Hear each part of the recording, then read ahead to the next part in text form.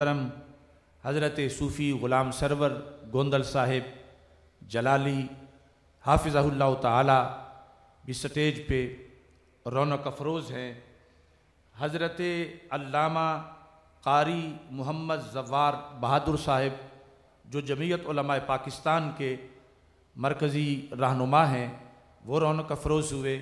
شیخ الحدیث مفتی غلام قادر صدیقی صاحب جلوہ گر ہوئے۔ رب ذوالجلال ان تمام حضرات کی آمد کو اپنے دربار میں قبول فرمائے اور خالق کائنات جل جلالہ جتنے بھی ہمارے کارکنان نے مختلف شہروں میں دعوت دی، اگرچہ اشتہارات پھاڑے گئے، فلیکس اتارے گئے، مگر ہمارے شیر ہارے نہیں، مسلسل دعوت دیتے رہے، اور جس کے نتیجے میں آج یہ کہکشاں آباد ہے۔ میں تحریک لبیک یا رسول اللہ صلی اللہ علیہ وسلم، تحریک صراط مستقیم، تحریک لبیک اسلام، الغالبون، جلالیہ علماء کونسل کے جملہ اراکین جنہوں نے دن رات محنت کی، سب کے لیے دعا گو ہوں کہ رب ذوالجلال سب کو اس عمل کا اجر عظیم عطا فرمائے، اور جو علماء کرام فارغ التحصیل ہو رہے ہیں دورہ حدیث شریف سے یا تخصص فی الفقہ والعقائد سے، میری دعا ہے خالق کائنات جل جلالہ ان سب کو اچھے طریقے سے دین متین کی خدمت کی توفیق عطا فرمائے، اور جو پڑھا ہے اللہ اسے محفوظ کرنے کی انہیں کو توفیق دے اور اس میں مزید برکتیں عطا فرمائے۔ آج جس مقام پر ہم موجود ہیں اس کے لیے بھی ابتدا میں آپ سارے حضرات سے دعا مقصود ہے۔ سادات کرام بیٹھے ہیں، صوفیاء کرام بیٹھے ہیں، شیوخ الحدیث بیٹھے ہیں، طلباء ہیں، علماء ہیں، مبلغین ہیں، محققین ہیں، مناظرین ہیں۔ دعا کریں کہ رب ذوالجلال اس جگہ کو قیامت تک کے لیے علم و حکمت کا ایسا چشمہ بنائے جس سے لاکھوں سینے، کروڑوں سینے سیراب ہوتے رہیں۔ دعا کرو رات کے آخری پہر میں اللہ اپنے خزانہ غیب سے ہمیں اس کو تعمیر کرنے کی توفیق عطا فرمائے۔ حاجی لال حسین صاحب جنہوں نے زمین کا ایک حصہ وقف کیا، باقی خریدی گئی، اللہ ان کی قبر کو روشن کرے۔ کچھ کمرے اس کے ہم بنا چکے ہیں اور باقی تعمیر اور پھر اس میں تعلیم کے لیے آپ سے دعا کی درخواست کر رہا ہوں۔ اللہ ہمیں اس عزم میں کامیاب فرمائے۔ ہمیں بنانے کے لحاظ سے آفرز بھی ہوتی ہیں، لیکن ان کی طرف سے دبے لفظوں میں یہ ان کی ہمیں خواہشات نظر آتی ہیں کہ ہم بولنے میں پھر ان کے سے پوچھ کے بولیں، یا ہم اپنی پالیسی ان کی مرضی پہ کر دیں۔ بنانے والوں نے تو کئی مربوں میں بھی بنا کے دینے کو کہا، اور عفظ میں کہا کہ ہم سے مشورہ کر کے پالیسی بنا لینا۔ تو میں اس پہ اپنی رائے کو ان پر واضح کر چکا ہوں کہ مجھے ٹہنیوں کی کٹیا منظور ہے، مگر کلمہ حق پر چوپ کا روزہ منظور نہیں ہے۔ مجھے جیل کی سلاخیں تو منظور ہیں، مگر قیامت کے دن کے عذاب کی سختیاں میں ان سے بچنا چاہتا ہوں۔ تو اس بنیاد پر مراکز، ادارے بنائے جا سکتے ہیں اور بڑے بڑے سلسلے چل سکتے ہیں، مگر شاید ہمیں ایسا طریقہ نہیں آتا۔ لیکن اللہ پر اعتماد ہے، اس کے امر کن کے سامنے کسی رکاوٹ کی کوئی حیثیت نہیں، اور وہ اپنے فضل سے جس انداز پہ راضی ہے ہمیں اس انداز پہ ہی اللہ تبارک و تعالی کی رضا پسند ہے اور اس پر انشاءاللہ آخری سانس تک پہرا دیں گے۔ لیکن آج کے ان حالات میں، اس وقت میں یہ دعا ضرور کرنا چاہتا ہوں جو دعا میں نے جیل میں بیٹھ کے لکھی تھی اور چشم تصور میں آج کا اجتماع میرے سامنے تھا۔ لوگ تو یہ سمجھ رہے تھے کہ قصہ پارینہ بن گیا ہے، اب کیسے نکلے گا، اب بولے گا نہیں، اب وہ بڑے بڑے مجمع اور اجتماعات نہیں ہوں گے۔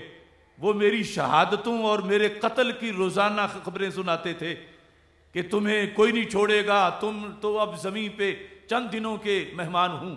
تو میں اللہ کا کروڑوں بار شکر ادا کرتا ہوں کہ زندگی ایک امانت ہے اور اس امانت میں انشاءاللہ خیانت نہیں ہوگی، اور یہ اگر دین کے کام آ جائے تو اس سے بڑی کام والی زندگی کون سی ہوگی۔ میں نے اس وقت مرکز صراط مستقیم یونیورسٹی کے لیے جیل کے اس چھوٹے سے سیل میں جو بڑے خطرناک دہشت گردوں کے لیے ہوتا ہے، جس میں مجھے مسلسل پگھلایا جا رہا تھا، میں نے اس رات کا تصور کرتے ہوئے لکھا تھا، اس جگہ کے لیے، اس سرزمین پہ حق کا گلشن کھلا رہے، اس سرزمین پہ حق کا گلشن کھلا رہے، لنگر میرے حضور کا ہر دم کھلا رہے۔ کہو آمین۔ اس سرزمین پہ حق کا گلشن کھلا رہے، لنگر میرے حضور کا صلی اللہ علیہ وسلم، لنگر میرے حضور کا ہر دم کھلا رہے، بنتے رہیں ہمیشہ عالم یہاں اجل، بنتے رہیں ہمیشہ عالم یہاں اجل، یہ سلسلہ خیر بھی ہر دم چلا رہے، بھولے سے بھی خزاں کا نہ ہو یہاں گزر، بھولے سے بھی خزاں کا نہ ہو یہاں گزر، گلشن میرے رسول کا ہر دم ہرا رہے، بھولے سے بھی خزاں کا نہ ہو یہاں گزر، گلشن میرے رسول کا ہر دم ہرا رہے، اظہار حق کا سورج یہاں سے طلوع کرے، اظہار حق کا سورج یہاں سے طلوع کرے، باطل یہاں کے ڈر سے ہمیشہ ڈرا رہے، اظہار حق کا سورج یہاں سے طلوع کرے، باطل یہاں کے ڈر سے ہمیشہ ڈرا رہے۔ اللہ ہماری ہم سب کی اس دعا کو رات کے اس متبرک وقت میں قبول و منظور فرمائے۔ آج کا موضوع یہ مجھ پر کئی سالوں سے قرض تھا۔ قرآن مجید میں جیسے حکم ہے اقیم الصلاۃ، نماز قائم کرو، تو اللہ کا فضل ہے روزانہ 5 ٹائم ہم اس پہ عمل کرتے ہیں۔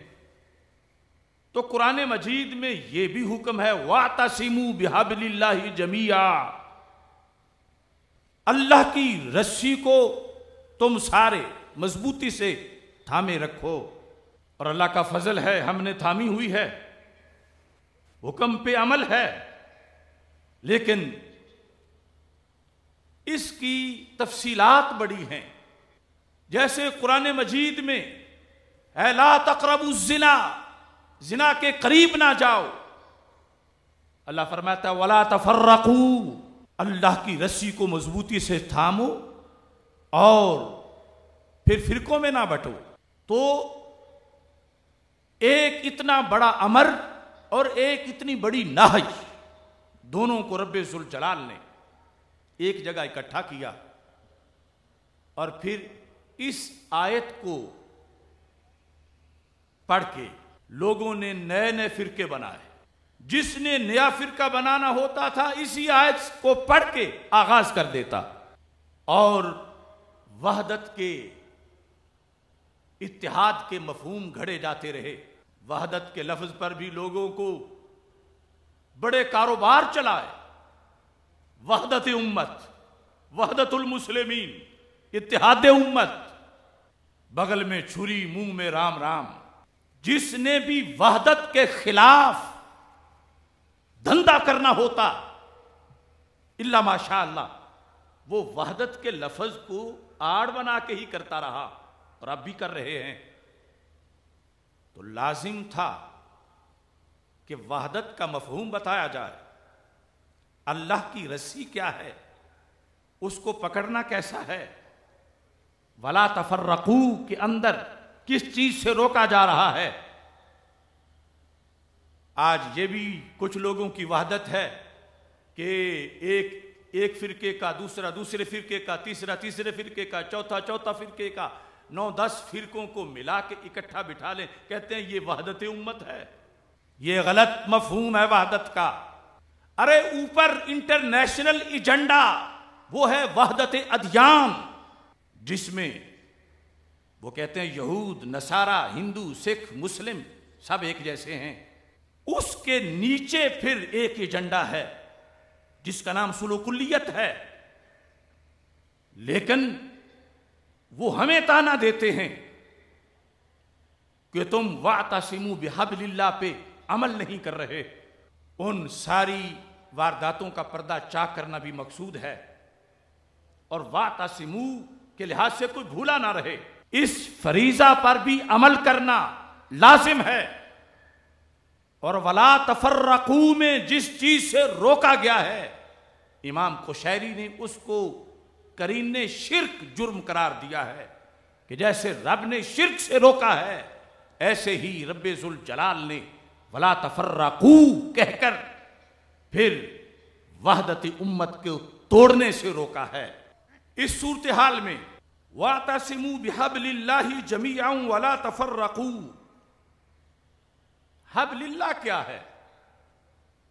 پہلے تو اس رسی کو پکڑنا ہے اور پھر چھوڑنا نہیں، اور جو پکڑتا ہی نہیں اور اس کے بغیر ہی کہتا ہے چھوڑو نہیں، تو پکڑے بغیر چھوڑنے کا تصور کیسے ہو سکتا ہے؟ حبل اللہ کے لحاظ سے تفسیر ماوردی میں 5 تفسیریں ہیں کہ حبل اللہ کیا چیز ہے۔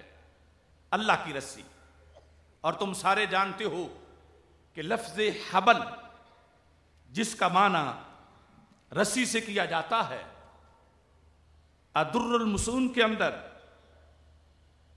کل ما وصلک الی شیء فهو حبل، جو بھی تجھے کسی سے ملائے وہ حبل ہے۔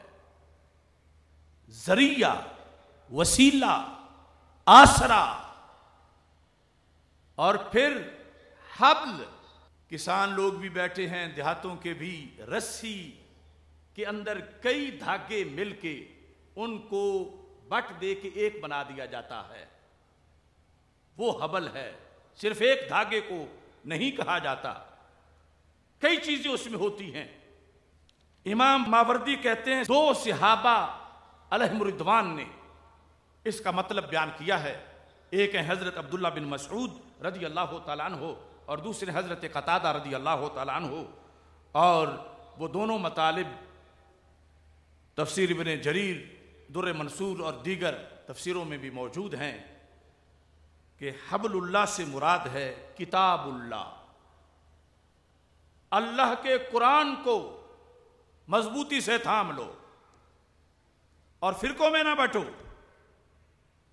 دوسری تفسیر حبل اللہ سے مراد ہے دین اللہ، اللہ کے دین کو مضبوطی سے پکڑ لو اور فرقوں میں نہ بٹو۔ تیسری حبل اللہ ہے عہد اللہ، اللہ کا عہد، اسے مضبوطی سے پکڑ لو اور فرقوں میں نہ بٹو۔